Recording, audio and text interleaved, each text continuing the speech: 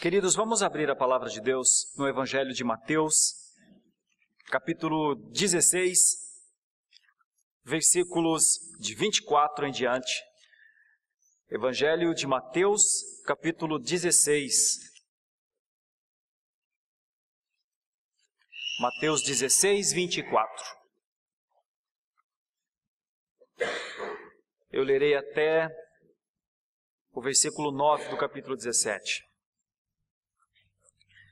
Está escrito assim na palavra de Deus: Então disse Jesus a seus discípulos: Se alguém quer vir após mim, a si mesmo se negue, tome a sua cruz e siga-me. Porquanto quem quiser salvar a sua vida, perdê-la-á. E quem perder a vida por minha causa, achá-la-á. Pois que aproveitará o homem se ganhar o mundo inteiro e perder a sua alma? Ou que dará o homem em troca da sua alma? Porque o Filho do Homem há de vir na glória de seu Pai, com os seus anjos, e então retribuirá a cada um, conforme as suas obras. Em verdade vos digo que alguns há, dos que aqui se encontram, que de maneira nenhuma passarão pela morte, até que vejam vir o Filho do Homem no seu reino. E agora o capítulo 17, até o 8. 6 dias depois, tomou Jesus consigo a Pedro e aos irmãos Tiago e João, e os levou, em particular, a um alto monte. E foi transfigurado diante deles. O seu rosto resplandecia como o sol, e as suas vestes tornaram-se brancas como a luz. E eis que lhes apareceram Moisés e Elias, falando com ele. Então disse Pedro a Jesus: Senhor, bom é estarmos aqui. Se queres, farei aqui 3 tendas. Uma será tua, outra para Moisés, outra para Elias. Falava ele ainda quando uma nuvem luminosa os envolveu. E eis vindo da nuvem uma voz que dizia: Este é o meu filho amado, em quem me comprazo. A ele ouvi. Ouvindo-a, os discípulos caíram de bruços, tomados de grande medo. Aproximando-se deles, tocou-lhes Jesus, dizendo: Erguei-vos, e não temais. Então eles, levantando os olhos, a ninguém viram, senão Jesus. E ainda o 9. E descendo eles do monte, ordenou-lhes Jesus: A ninguém conteis a visão, até que o Filho do Homem a ressuscite dentre os mortos. Meus irmãos, o tema desta meditação é o prazer na adoração. É a vida em adoração. É a adoração como o objetivo da nossa vida. E a adoração, ela foi instruída de uma maneira muito clara para nós. A adoração, a primeira vez que ela aparece de maneira forte na palavra de Deus, está no Antigo Testamento, no primeiro mandamento: Não terás outros deuses diante de ti. Então, a primeira coisa foi uma proibição a qualquer tipo de adoração, a qualquer outro tipo de divindade. Então, nós temos na palavra de Deus, logo a seguir, o segundo mandamento, dizendo que nós não devemos, de maneira alguma, confeccionar, nem nos prostrar diante de qualquer tipo de imagem confeccionada por alguém, e não prestar culto nem adoração. A adoração, ela está como uma das principais instruções da palavra de Deus, e ela precisa ser a Deus. Então, uma maneira fácil de entender a importância da adoração em relação a todas as outras coisas é entender 3 conceitos. Adoração, sempre a Deus. Amor, sempre às pessoas. E mordomia, ou uso, sempre às coisas. É uma espécie de paradigma, mas é algo que, quando nós entendemos, arrisco a dizer que aqueles que entendem esse paradigma com clareza encontram uma grande sabedoria para viver. Deus, sempre adoração. Pessoas, sempre amor. E coisas, mordomia, uso. Porque quando se entende isso, não se confunde e não adora pessoas no lugar de Deus e nem adora coisas no lugar de Deus. Porque a Deus Só adoração. Sempre adoração. Bom, a adoração ao Senhor, ela é caracterizada por duas coisas fundamentais. E eu, de novo, deixo um pequeno paradigma, uma pequena ideia para que, se alguém lhe perguntar um dia, o que é adoração para você? Eu sintetizo nessas duas palavras. Adoração é louvor e serviço. Adorar a Deus não é só louvar a Deus. E adorar a Deus também não é só servir a Deus, mas talvez as duas coisas. Quando nós conseguimos entender estes conceitos e colocá-los na nossa vida, então estamos no caminho da adoração. Adoração só ao Senhor, e parece-me que a essência da adoração é louvar a Deus e servir a Deus. E essa passagem que nós lemos é uma das passagens mais maravilhosas das Escrituras, porque é a passagem que permitiu, é onde Jesus permite ao homem comum, a 3 homens comuns, na verdade, perceberem coisas que estão além, avançarem em entendimento, conhecimento, experiência mesmo, de coisas que estão além do que, obviamente, a maioria dos seres humanos já viu, que é a transfiguração. Mas a passagem da transfiguração, que foi um instante de intensa adoração, principalmente de Pedro, porque ele chega a dizer, bom estarmos aqui, nós inclusive cantamos sempre, é um cântico muito conhecido nosso, bom estarmos aqui, louvando a Deus, vem dessa passagem. E ele chega a pensar que aquele é um lugar tão bom que ele quer ficar ali, ele quer construir tendas para permanecer naquele lugar, porque é tão maravilhoso aquilo. Alguns homens adoraram a Deus com uma profundidade de entendimento, de sentimento. Eu lembro de 2 ou 3 casos. Um deles, o profeta Isaías, chega no templo e encontra a glória do Senhor no templo. Isso está em Isaías 6. E então, quando ele vê aquilo, ele se espanta, se assusta, ele busca entender o que é aquilo. A casa do Senhor está tomada da presença do Senhor, da glória do Senhor, e o profeta Isaías cai de bruços e diz, ai de mim, eu vou morrer porque o Senhor apareceu a mim, eu o vi, eu sou um homem impuro, eu não sou digno de estar na presença do Senhor, a sua glória me consome. E então, enquanto Isaías pensa estar desfalecendo, talvez, a palavra de Deus diz que um anjo toca a boca dele e fala para ele que não vai morrer. Mas vem uma palavra, quem anunciará essas verdades ao mundo? E o profeta diz, envia-me a mim. Então tem 2 coisas lá. Tem o louvor, a contrição, a adoração, o quebrantamento. Mas logo a seguir tem o serviço. Logo a seguir, envia-me a mim, para que a adoração continue. Nós temos outras passagens. Quando o Senhor Jesus Cristo nasceu e chegou ao templo, trazido por Maria, alguns dias de vida, um homem aguardava no templo, chama-se Simeão. Aguarda a Jesus, toma o menino nos braços e diz uma frase singular, mas uma frase de adorador. Senhor, se quiseres, pode até despedir o teu servo agora, porque os meus olhos viram o rei. O que é que Simeão via? Era o filho de José? Era o filho de Maria? Ou era o filho de Deus? Quem ele via? Ele via alguém que vinha cumprir seus votos no templo? Ou ele via naquele menino uma coroa majestosa? Olhos de adorador. Jesus cresceu e um dia ele se achega a um local onde um homem batizava. Batismo de arrependimento.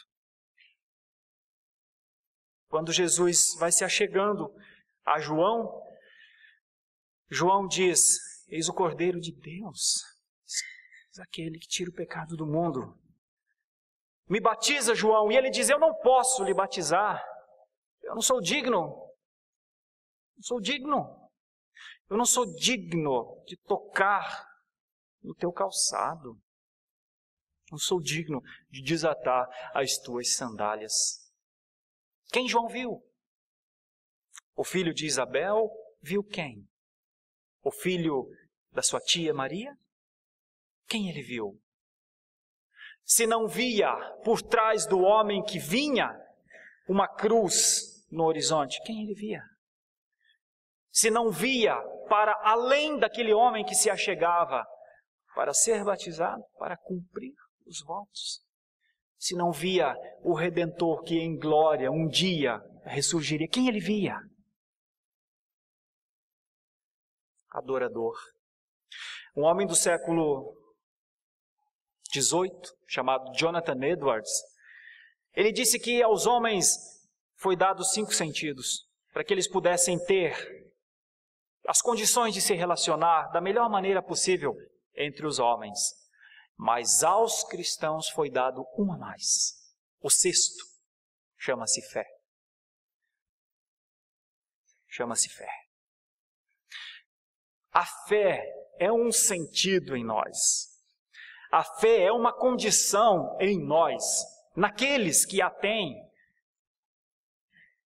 que dão a estes que a têm a condição de ver, de antever, que dão a função e a condição de se autoanalisar e de procurar compreender coisas que 7 bilhões que têm os 5 sentidos talvez jamais conseguirão. Aqui está uma passagem para usar bem o 6º sentido. Durante toda a sua vida, Jesus demonstrou a sua glória de várias maneiras, todas elas impressionantes. Quando curava os enfermos, quando ensinava com autoridade, quando fazia os elementos da natureza se submeterem ao seu poder, ou simplesmente quando se assentava com seus discípulos, conversando demoradamente com eles, e em outras vezes quando chamava as crianças para virem para perto dele. Em todos os sentidos, Jesus foi um homem como nenhum outro. Porém, houve algumas ocasiões que ele demonstrou a sua glória de maneira mais especial, mais intensa, e a principal de todas, antes da sua ressurreição, talvez tenha sido essa, a da transfiguração. Naquele momento, ele deu aos seus discípulos uma visão do que era a glória. Como entender isso?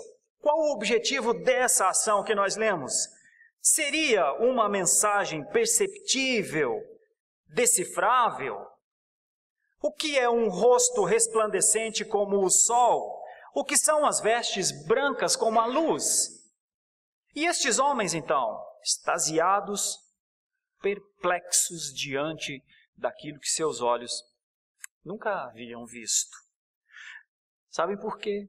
Porque Jesus havia trocado de figura humana para figura celestial. Os 5 sentidos parecem não conseguir decifrar isso. Por isso, talvez Jonathan Edwards esteja certo em dizer que a fé é o 6º sentido dos cristãos. Mas esse texto nos mostra pelo menos 3 coisas, ou 3 princípios que envolvem a verdadeira adoração. E notem que eu comecei a ler não na transfiguração de Mateus 17, mas em Mateus 16, versículo 24. Porque antes da montanha, antes de estar lá em cima, antes do ápice da presença de Jesus entre os seus discípulos, tem um outro ensino para o adorador. E talvez o primeiro ensino à luz deste texto é que um adorador precisa aprender a autonegar-se, a negar-se a si mesmo. E meus irmãos, eu não me iludo, é muito difícil negar-nos a nós mesmos. É muito difícil negar a nós, a quem nós defendemos tanto. É muito difícil negar a nós por quem nós trabalhamos tanto. É muito difícil negar a nós que nós amamos tanto. É muito difícil negar-nos a nós que achamos que estamos sempre certos. É muito difícil. A palavra de Deus chega a considerar que para um homem ser verdadeiramente um adorador, ele precisa destronar o eu do trono pessoal da vida de cada um. Em outras palavras, Deus considera aqueles que ainda não se curvaram à sua divindade, à sua majestade, ao seu poder, como usurpadores de poder, como reis de suas próprias vidas, como majestades das suas decisões. E então, meus irmãos, autonegar-nos é dizer: eu não mando mesmo em mim, não só de palavras, mas quando eu precisar tomar uma decisão, eu vou orar ao Senhor e vou pedir para o Senhor me orientar.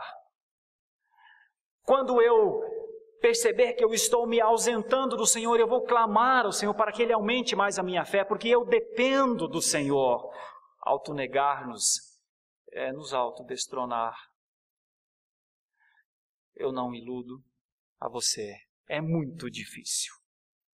Mas parece que aqueles que conseguem viver essa relação com o Senhor como um Deus, como Deus realmente é, e nós como seres humanos dele, filhos dele, criatura dele, e não como deuses das nossas vidas, numa tentativa de dialogar com Deus como dois deuses se interagem um com o outro, não.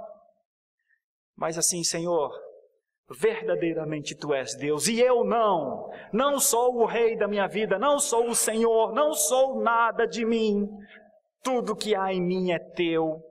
Quando se consegue chegar a esse nível, surgiu um adorador. Porque um Deus não adora outro Deus, mas um pecador, imundo, perdido, só achado pela graça do Senhor, esse consegue adorar. Por isso, parece-me que Jesus quer falar com seus discípulos sobre autonegação antes. Quer dizer a eles que aquele que perde a sua vida ganha. Mas aquele que segura a sua vida, domina a sua vida, comanda a sua vida, reina sobre a sua vida, perde. Antes de mostrar a sua glória a seus discípulos, Jesus quis lhes falar sobre perdas e ganhos. Está escrito no texto que vimos: aquele que quiser salvar a sua vida, perdê-la-á. E quem perder a vida por minha causa, achá-la-á. Que aproveita o homem ganhar o mundo, se perder o seu maior valor, a sua alma. O que alguém pode dar em troco? Ou como pagamento por sua alma, está no texto. Como já vimos, meus irmãos, muitas pessoas se aproximavam de Jesus querendo obter vantagens pessoais. Nessa ocasião, Jesus foi extremamente enfático. Jesus disse: quem quiser me seguir precisa, antes de qualquer coisa, aprender sobre perdas, sobre negar-se. E para enfatizar o que pretendia dizer, Jesus falou sobre uma cruz que precisava ser tomada e carregada. Para um discípulo, a única coisa que importa é a verdade do seu mestre. E ele estava dizendo que o discípulo precisaria anular as suas próprias vontades pessoais. Falar sobre a cruz, meus irmãos, produz temor em qualquer um. Não foi diferente com os discípulos. É uma ideia difícil de suportar. Como aquele que, nos seus entendimentos, havia vindo para estabelecer um reino celeste, porque era assim que os discípulos pensavam. Como aquele que veio para isso, agora diz que é necessário sofrer e morrer numa cruz, aprender a dizer não para si mesmo e suportar um instrumento onde se morre aos poucos, acredite, é a vocação de um adorador, de um discípulo adorador. Jesus quis deixar bem claro que no início todos os que desejam segui-lo parecem sair perdendo mesmo. Perdem seus direitos, anulam-se na cruz de Cristo.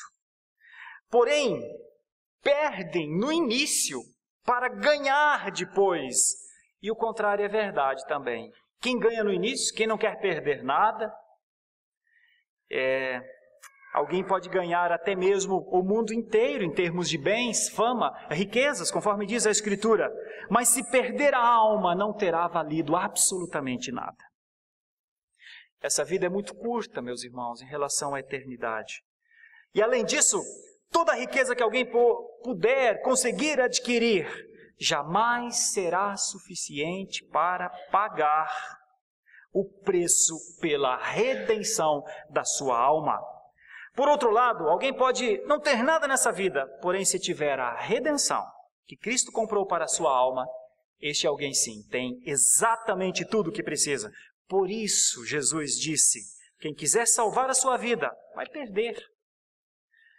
Quem quiser perder a sua vida, achá-la. Entre achados e perdidos, ganha quem perde primeiro, voluntariamente, por causa de Cristo.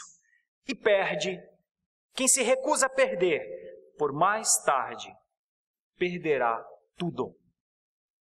Meus irmãos, a cruz, nesse momento de Mateus 16, surge no horizonte como um instrumento de dor, de terror, provando os que disseram que seguiriam a Cristo, a demonstrarem com atitudes aquilo que o coração havia decidido.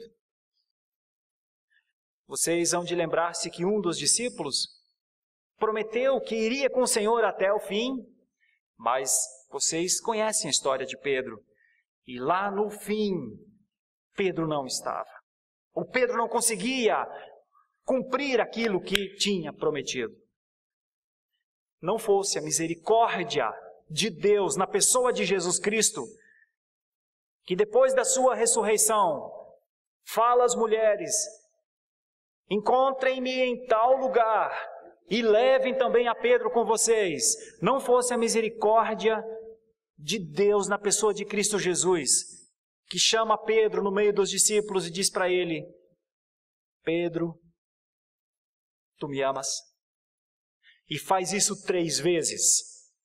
Não fosse o poder do Senhor para restaurar esse homem, como esse homem viveria após ter prometido ser dele, mas na primeira prova, fugido? A cruz, meus irmãos, é uma via dolorosa, como nós cantamos aqui na cantata de Páscoa.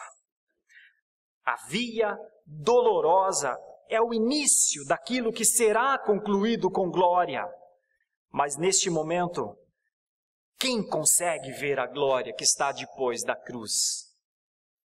Estes são os que preferem perder a sua vida para ganhá-la depois. Estes são os adoradores. Os que conseguem autonegar-se porque sabem que perdendo suas vidas, a sua vida estará nas mãos do seu Redentor. E o seu Redentor dará manutenção a essa vida que começa aqui e não terminará jamais. A presença do Senhor será contínua para todo sempre com ela. Aqueles que não quiserem perder as suas vidas, que não quiserem entregar o comando das suas vidas a esse majestoso Rei, o majestoso Rei continuará lá e eles continuarão aqui. Donos, imperadores, deuses das suas decisões. Para sempre, talvez.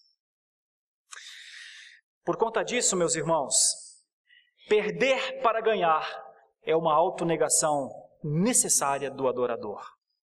Mas tem uma outra ideia que o texto nos sugere. Princípios para uma adoração verdadeira. Autonegação. Mas logo a seguir, a condição de contemplar. Eu chamo de contemplação. A palavra contemplação nos dias atuais chega a parecer uma palavra até pejorativa. Contemplativo é quem é desligado da realidade. Contemplativo é quem aprecia mais o ócio do que o dia a dia, as coisas. Contemplativo é quem admira as coisas. É uma ideia esquisita em torno da palavra contemplação nos dias atuais. Mas o que eu posso dizer de um homem como Pedro quando viu ao Senhor Jesus transfigurar-se? Este homem perdeu as palavras da sua boca. E eu chamo isso de contemplação, porque Pedro teve uma antevisão da glória do Senhor. E aí, meu irmão, só os contemplativos conseguem ver. Uma vez que alguns poderiam pensar que a recompensa parecia estar muito distante, Jesus chegou a dizer aqui em Mateus, ainda no capítulo 16, em verdade vos digo que alguns hados que aqui se encontram, que de maneira nenhuma passarão pela morte até que vejam o Filho do Homem no seu reino. Os três conseguiram contemplar um pouco disso. É verdade que a recompensa completa somente será dada no último dia. Porém, há muitos sentidos em que os crentes já são recompensados nessa vida. Jesus havia dito aos discípulos que a recompensa plena aconteceria na volta do Filho, na glória, com os anjos, e que retribuiria a cada um conforme as suas obras. Mas antes disso acontecer, alguns daqueles discípulos já teriam uma visão do reino de Deus, uma espécie de antecipação do que vai acontecer nos últimos tempos.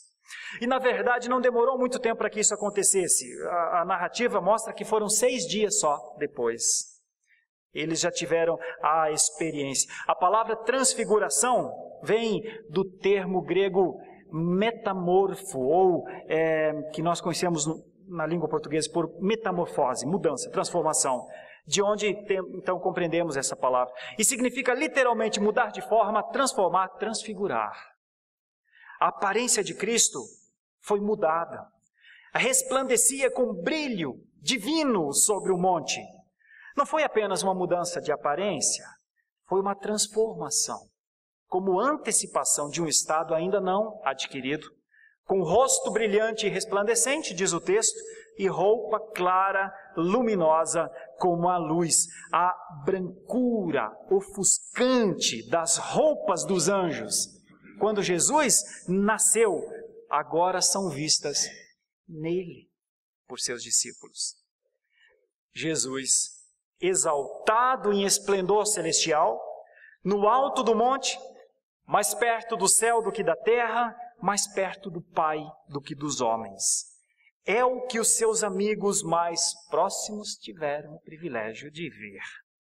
Admiração, perplexidade, algo exclusivo para eles? Bem mais do que isso, meus irmãos. Pedro, Tiago e João foram os homens mais privilegiados do mundo, pois tiveram uma antecipação da glória do Filho de Deus. Foram recompensados com um vislumbre da glória do Filho de Deus.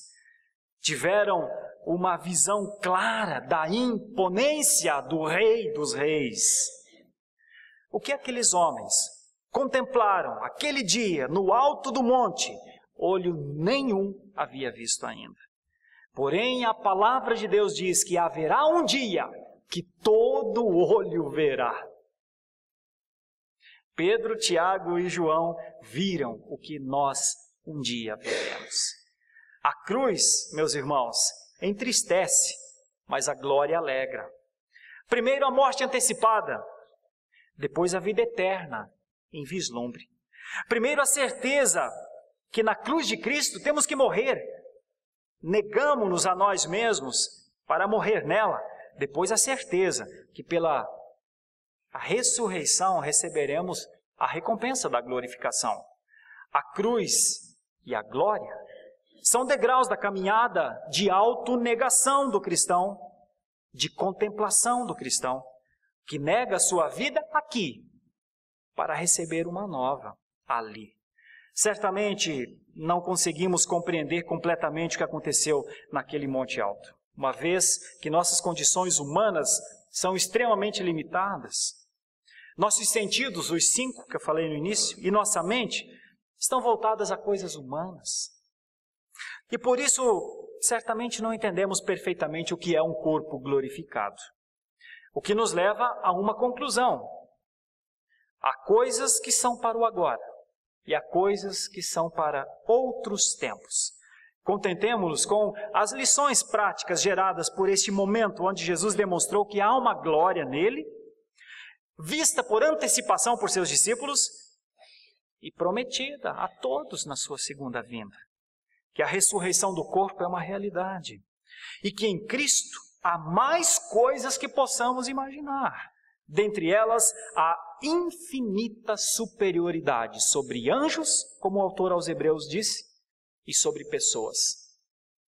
Por isso, meus irmãos, eu os convido como adoradores em exercício na vida com o Senhor, autonegar-nos e contemplar o Senhor. São princípios da adoração. Se quisermos ser adoradores, autonegação, contemplação. Mas não só isso, o texto parece sugerir outras coisas, e eu vou chamar isso de plena compreensão. Princípios para a adoração: autonegação, a contemplação e a compreensão. Porque não adoramos o que não conhecemos, porque não adoramos alguma coisa criada por nós, porque não adoramos a uma forma de Deus que eu criei na minha mente, que eu concebi, porque adoramos ao Deus vivo, como disse Paulo aos Tessalonicenses, enquanto antes eles adoravam as imagens, adoravam deusa Diana, iam para o templo de Diana dos Efésios, vendiam pingentes, medalhinhas, e tudo em nome da adoração, eram escravizados daquele comportamento vil, que obviamente desvirtuava a mente de qualquer filho nascido de mulher, porque Calvino dizia que há um senso de Deus no coração do homem, e não é depois da reforma, sempre existiu. Há um senso de Deus dentro do homem, que procura a Deus, mas aquele povo, tanto os de Tessalônica quanto os de Éfeso, sem viver essa experiência, cegados pelo poder de Satanás, aquele que encobria, que impedia a palavra de Deus ser pregada por todo o Antigo Testamento. Então, Paulo diz que eles se converteram quando deixaram de adorar os ídolos para servirem ao Deus vivo. Assim é o nosso Deus. Nosso Deus não é algo que nós concebemos. Nosso Deus existe. Nós é que não conseguimos compreender tudo dele. Nosso Deus não entra na caixa dos nossos pensamentos. Nós é que buscamos, Senhor, me ajuda a entender, me ajuda a te ver, me ajuda a te servir, mesmo que o nosso olho físico nunca o veja, mesmo que a aparência de serviço não seja tão vista em nós. Deus será sempre Deus. E é a esse Deus que nós somos convidados a compreender mais. Porque é só nessa compreensão estendida que nós vamos entender o que foi o esplendor desse momento no Monte da Transfiguração. Tem um hino que nós cantamos, um cântico me parece, que diz que ele deixou o esplendor da sua glória e homem se fez. Jesus não apenas deixou o esplendor onde habitava, mas encobriu durante toda a sua vida a sua glória pessoal. Paulo nos diz que ele a si mesmo se esvaziou, assumindo a forma de servo, tornando-se semelhante a homens e reconhecido em figura humana. O corpo de Jesus ocultou dos homens a glória do seu ser. Porém, toda a luminosidade, toda a brancura radiante e ofuscante sempre estiveram debaixo daquela pele. Se externamente não tinha aparência de formosura, Isaías disse isso há muitos séculos atrás, seu interior reservava toda a beleza e esplendor do Filho de Deus. Naquele momento, na montanha, o corpo físico de Jesus não encobriu mais a sua glória. A carne humana cedeu lugar ao brilho dos céus. E o Senhor da glória manifestou, sim, um pouco do seu esplendor. 3 homens viram. Um esplendor que encoraja discípulos a crerem. Estamos diante da majestade do Senhor. Por quê? Para dias adversos, talvez. Ele retornaria em sua majestade, ele retornaria em sua glória, a glória devida ao seu nome, conferida desde os tempos eternos. Vamos viver por isso. A transfiguração representou um pouco disso. Como a pequena parte de um véu que é levantada e revela que este rei não pode ser um rei terrestre e que um dia ele voltará naqueles trajes que o pequeno véu, quando levantado, mostrou um pouquinho. Ele voltará nos seus trajes reais de rei dos céus. Esta é a sua roupa. Ele não permaneceria condensado em figura humana para sempre. Seria por algum tempo apenas. Mas os céus o chamariam de volta. Um rei humano, meus irmãos, sempre se vestirá das melhores roupas, dos melhores adornos, contudo nenhum jamais se vestiu ou se vestirá ou se revestirá do esplendor usado por Jesus nessa passagem. Pedro e João, como alguém que tiveram algo impresso nas suas mentes, mais tarde testemunharam. Sabe como? Um dia Pedro, escrevendo aos da diáspora, disse: nós fomos testemunhas oculares da sua majestade. E João, um dos que estava na montanha, em outro momento também diz: vimos a sua glória, glória como o unigênito do Pai. Nas suas mentes, meus irmãos, o instante da transfiguração. Não apenas o Senhor demonstrou em sua glória, como 2 personagens ilustres apareceram para conversar com ele, provando inclusive que há vida sim depois da morte. Moisés e Elias estão aqui no texto. Moisés representando a lei, Elias representando os profetas. Então, naquele momento, o sacerdote, os profetas, a lei. Eram mais do que 3 homens no monte, meus irmãos. Era um conceito redentivo no monte, meus irmãos. Moisés, aquele cujo corpo Deus reclamou para si, está escrito no livro de Judas, morto há mais de 1480 anos atrás. E Elias, aquele que não passou pela morte, foi trasladado, está escrito no 2º livro dos Reis, há mais de 900 anos atrás. Moisés e Elias foram vistos vivos e conversando por 3 homens. Sobre o que conversavam? Provavelmente sobre os eventos redentivos, os quais tanto Moisés quanto Elias anteciparam em suas vidas. E diante de toda aquela glória, estão ali agora 3 homens, Pedro, Tiago e João, sem dúvida nenhuma, adorando, sem dúvida nenhuma, atordoados nas suas faculdades mentais, físicas, emocionais, sem dúvida nenhuma, diante de uma experiência única. Tanto é que Pedro diz: faço 3 tendas. Ele não sabe, nesse momento, o que falar.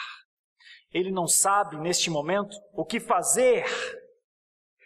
Mas está tão feliz em permanecer naquele lugar que gostaria de fazer tendas para permanecer mais tempo diante daquela glória.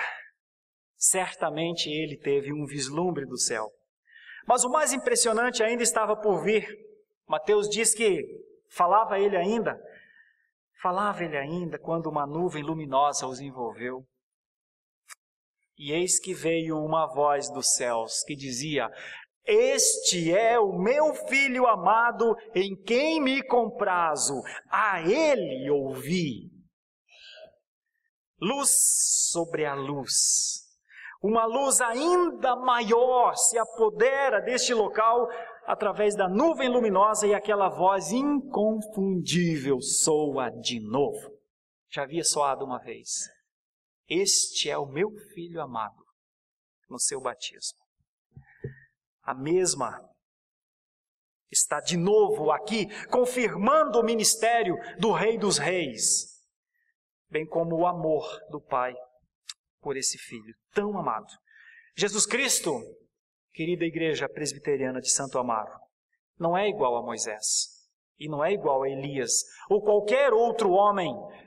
Por isso, Jesus Cristo não caberia dentro da terceira tenda.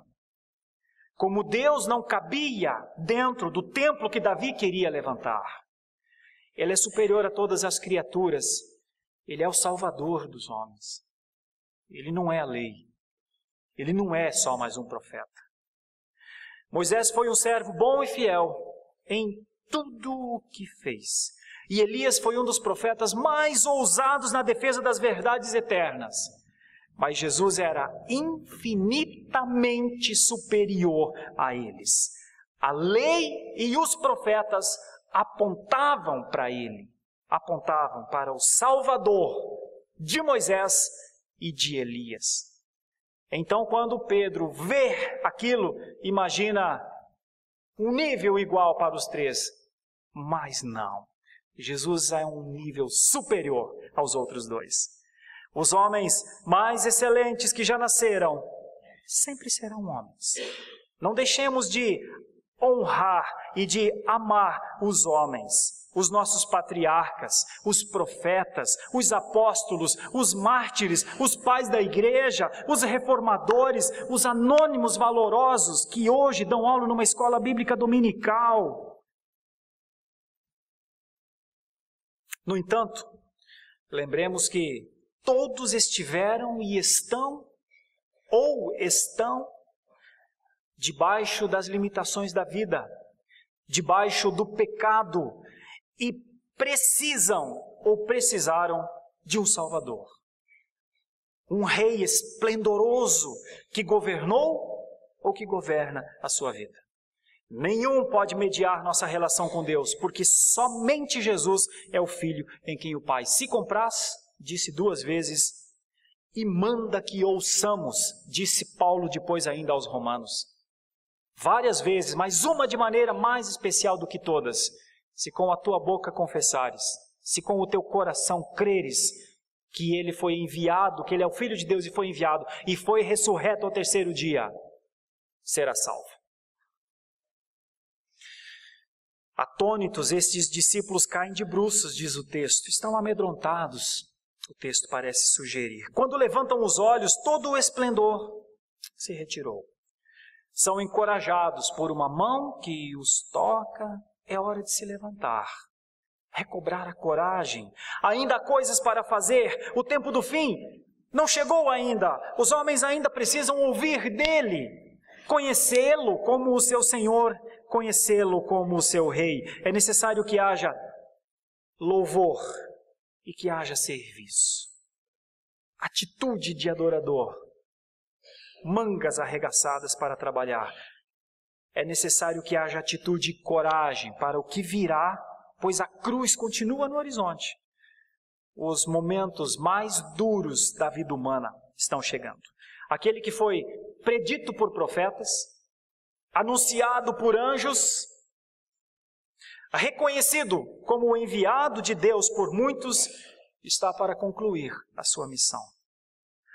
Um dos que reconheceu Jesus como sendo o verdadeiro Filho de Deus, Simeão, expressou isso. E disse para sua mãe, eis que este menino está destinado tanto para a ruína, como para levantamento de muitos em Israel, e para ser alvo de contradição. Também uma espada traspassará a tua própria alma, para que se manifestem os pensamentos de muitos corações.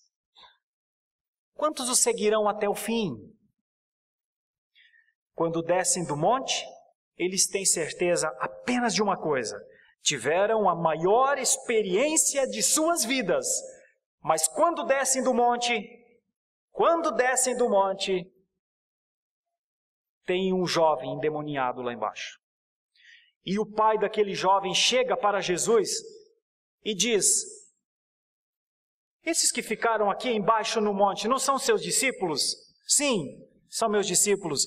Por que eles não conseguiram expulsar o demônio que está na vida do meu filho? E então Jesus vai até aquele rapaz e expulsa.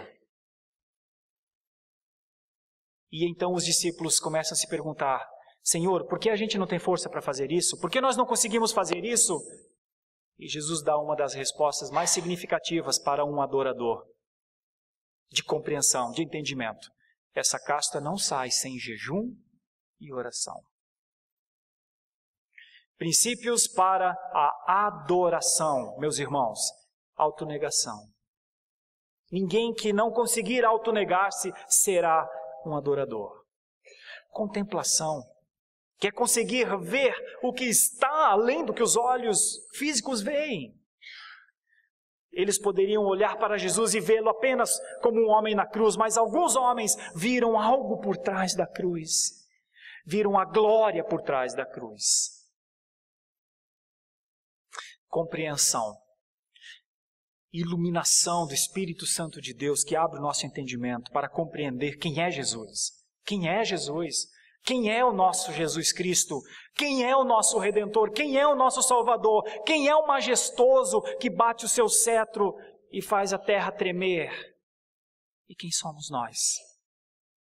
Diante do majestoso Senhor dos Senhores e Rei dos Reis. Jesus deu uma pequena demonstração de sua glória naquele dia, quando se transfigurou.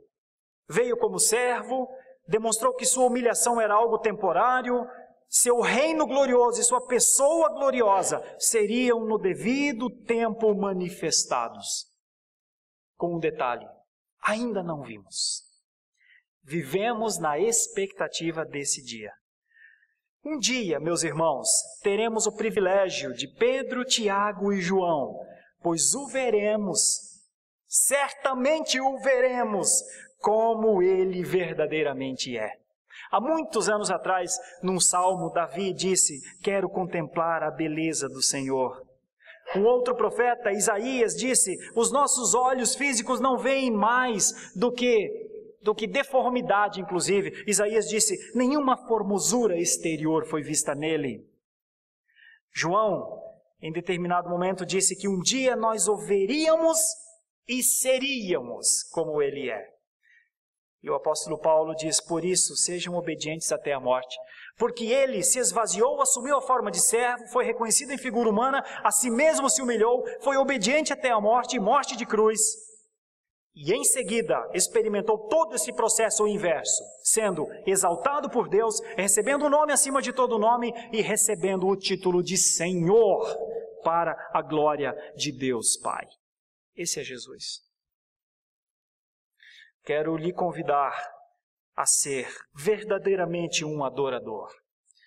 Quero lhe convidar a, pelos olhos da fé, o sexto sentido do cristão, quero lhe convidá-lo a vislumbrar adiante dos seus olhos naturais, para que você e eu possamos praticar verdadeiramente a autonegação, a contemplação e a compreensão da glória do Filho de Deus, que acredite, creia, não tarda em voltar no seu reino. Sabe como ele vai voltar? Aquele pouquinho do véu que foi levantado, do esplendor que está por debaixo do véu, ele voltará na sua glória. Que Deus possa lhe achar como um adorador, em nome de Jesus. Grande e eterno Deus, eu espero esse dia, e sei que os meus irmãos esperam, e haverá um dia, e será um lindo dia, e haverá esse momento, e será o melhor dos momentos. Aqui ainda há choro, Aqui ainda há tudo o que a nossa mente sabe que há. Mas nós somos movidos por uma esperança real. A nossa adoração já começou, Senhor. O nosso culto já começou. Ah, Senhor, como Pedro, como Tiago e João, quando fechamos nossos olhos, podemos, pela fé, saber quem é o Senhor, o seu brilho e a sua majestade e a fulgura das suas roupas e o resplandecer do seu rosto são um pouquinho, são uma faísca do que será a enorme glória do Senhor. Mas eu te agradeço muito pelo Senhor já ter aberto os nossos olhos, mesmo que agora de olhos fechados, mas os nossos olhos da fé estão abertos. Ó Deus, santifica-nos na Tua palavra, Senhor. Leva-nos, Senhor, motivados pelas verdades eternas, para que não tropecemos, para que não resvalemos o pé. Eu peço que o Senhor nos assista, para que possamos, enquanto aqui vivermos com o significado real de que somos peregrinos adoradores. Que aqueles que se achegarem a nós possam encontrar em nós a palavra que jorra como uma água viva, para que sejam discipulados, se tornem discípulos também. Deus, eu não sei o que o Senhor ainda tem a nos dar, mas eu oro para que o Senhor nos fortaleça, nos capacite a negar-nos a nós mesmos, a buscarmos uma antevisão da glória do Senhor e a reconhecermos na nossa mente, pela iluminação do Espírito Santo de Deus, que estamos diante do trono, do supremo trono dos reis, do Rei dos Reis. Eu suplico que o Senhor nos mostre a nossa condição e a nossa dependência do Senhor, para que o Senhor seja glorificado e para que haja significado em nossas vidas. Em nome de Jesus, amém.